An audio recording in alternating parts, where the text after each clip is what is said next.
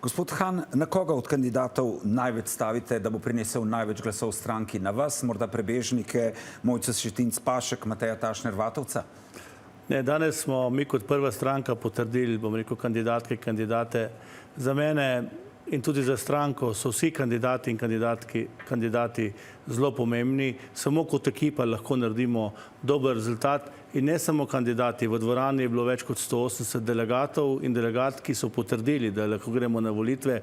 Tako da namenoma ne želim nobenega izpostaviti, zato ker lahko kot ekipa naredimo res en rezultat, ki bo omogočil, da bomo imeli naslednjo levo sredinsko vlado z bistveno močnejšo socialdemokratsko noto. Ampak v oči bode dejstvo, da se boste recimo na Primorskem spopadla Meira Hot, dosedanja šefica poslanske skupine, in Matej Tašner Vatovec, ki je ravno prišel v stranko.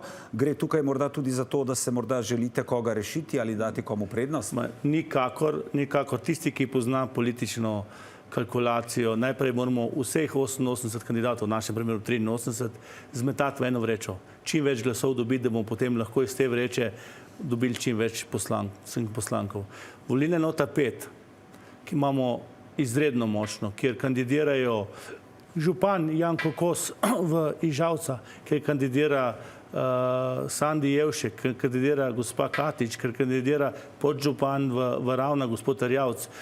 In to so, bom rekel, močni kandidati, ki ta moment kandidirajo in se borijo za čim več glasov socialnih demokratov in jaz tukaj ne vidim nobenega, bom rekel, prestiža. Je pa seveda na nek način volilna matematika taka, da med sabo vse stranke, kandidati in kandidati na nek način zbirajo glasove in procenti bojo pač pokazali svoje. Omenili ste, da se vam zdi Andreja Katič močna kandidatka, ne glede na to, da je odstopila recimo in prevzela odgovornost v primeru Šutar.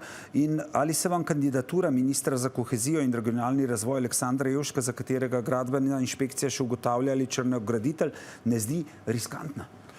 Mislim, glejte, če katera stranka je prevzela v tem mandatu odgovornost za nekatere odločitve, ki so mogoče lahko sporne za državljanke in državljane, smo mi.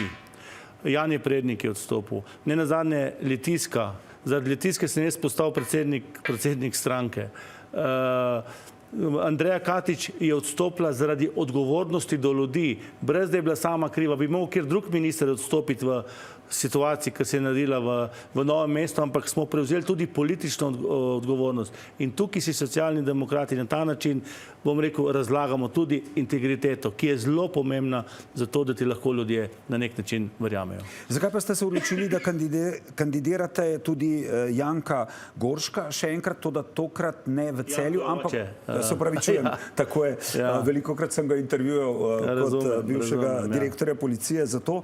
Zakaj ste se odločili, da Gorška mlajšega kandidirate v Ljubljani tokrat? Zdaj, če katera stranka pozna seveda na nek način, glede na svoje izkušnje, približno, kje so kakšni volilni okraji realno izvoljivi in tako naprej, mi smo dali močne kandidate v tiste okraje, kjer lahko veliko glasov prinesejo.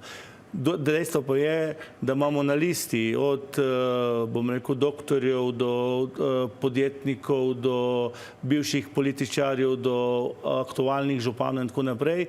In Luka Goršek je eden izmed perspektivnih naših ljudi, bil je predsednik Mladega foruma in je prav, da dobi priložnost in da ga ljudje spoznajo. Gospod Han, zakaj se vam je danes v predstavitvi kandidatov zdelo pomembno, da še enkrat izpostavite, da po naslednjih volitvah ne greste v koalicijo z Janezom Janšo? Pa ni problema, jaz se izogibam, bom rekel, samo tem anti-Janša sistemu, ampak ste to vseeno poudarili danes. Vse veste, na koncu stranka, ta moment moramo dati vsi skupaj na nek način jasno sporočilo ljudem.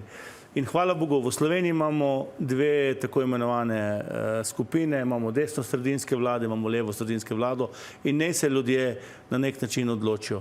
In mi nismo šli do zdaj z SDS-jem v vlado, tudi nismo nikdar omogočili te vladi in mislim, da je prav, če se bodo ljudje odločili, da bo SDS sestavilo vlado in da bo lahko sestavilo vlado, je tudi prav in je treba to na demokratičen način čestitati in priznati. Vam pa povem že zdaj, če bom jaz še predsednik naprej, kadar se bomo pogovarjali o pomembnih družbenih dogovorih, za mene bomo seveda sedeli za mizo, ker se mi ta moment zdi bistveno bolj pomembno, da vse politične stranke na nek način sodelujejo v izzivih za prihodnost. Ampak glede na to, da pravite, da ciljate na 15%, ne, a verjamete v tako imenovani tretji blok, ne vem, SD-ja, Logarjevih demokratov, Prebiličev prelot, nekateri tukaj šteje tudi NSI, da so lahko na letošnjih volitvah res alternativa pač največjima strankama SDS-u in Gibanju Svobode? Jaz se ne bi tukaj v ta moment ukvarjal z alternativo, na koncu se bo potrebno sešteti. 46 glasov bo potrebno za naslednjo vlado. Izzivi, bom rekel, v letošnjem letu zaradi geopolitike bodo veliki, tudi zaradi notranje politike bodo veliki in potrebno bo sestaviti neko stabilno vlado. Jaz mislim, da bo zelo težko sestaviti samo čisto levo-sredinsko ali pa čisto desno-sredinsko vlado. Prehodi čez pol bojo potrebni in mene so novinarji večkrat vprašali, ali bi sodelovali s katero tako imenovano desno stranko, če bi sodelovala v levo-sredinski vladi. Povejte mi, gospod Han, danes ste napovedali uvedbo premoženjskega davka v višini 0,1% za vse fizične osebe, pravne osebe, se pravi za podjetja in tudi cerkev. Zakaj 0,1% in ali menite, da je to realno, da bi to pri ljudeh šlo skozi? Generalno vem, da je, kadar se pogovarjamo o davčnih zadevah, ko govorimo o premoženju, o nepremičninah in tako naprej, je to seveda v Sloveniji zaradi specifike tabu tema.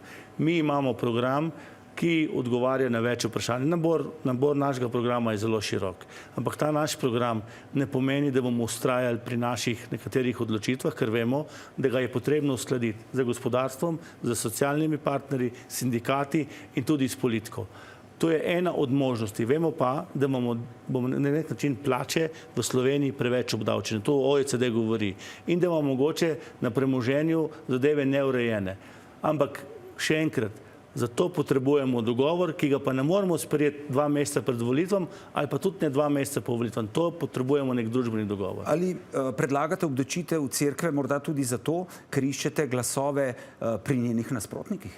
Ne, tukaj moram povedati, mi smo stranka, bom rekel, širokega diapazona. Mi smo program spisali, bom rekel, in ga imamo že na nek način dolgo let spisanega, nekatere stvari. Jaz, kar se mene tiče, sem tukaj za dogovor in sem bolj kot ne ta moment prej zadržan, kot pa da bi to bil pogoj. Ampak recimo v vašem predvolilnem programu ni več napovedi 30 dni do specialista. Ne? Morda tudi zato, ker ste na njen račun na nek način deležni ogromno kritik, ne? In tudi v predvolilnih soočanjih vam bodo prav gotovo predsedniki strank servisirali, da ste prodajali utopijo. Verjetno je v našem programu tudi, neverjetno, sigurno sem, da je v našem programu tudi kakšno vprašanje, ki ga bomo dobili kot vprašanje, ki bo mogoče nerealizirano. Ampak vseeno, stranka mora odgovarjati na vse izzive, mora imeti na nek način jasna stališča, kaj želi. Kot sem pa rekel, naš program ni program, ki bomo vztrajali pri nekaterih naših odločitvah, ker vemo, da ga je potrebno uskladiti z, bom rekel, družbo kot celoto. Zakaj glas za SD, to ste poudarili danes na volitvah, pravite, da je glas za prihodnost Slovenije? Zato, ker sem prepričan, da moramo nekatere odločitve sprejemati na drugačen način, kot smo jih v zdajšnji vladi. Vsak mora sprejemati bolj premišljeno, bolj vključujoče in mislim, da smo v tem mandatu kakšne stvari prehitro, bom rekel, na nepremišljen način sprejeli in Socialni demokrati bomo v naslednji vladi zadeve postavili na začetku malce drugače. Najlepša hvala, da ste bili. Najlepša hvala vam.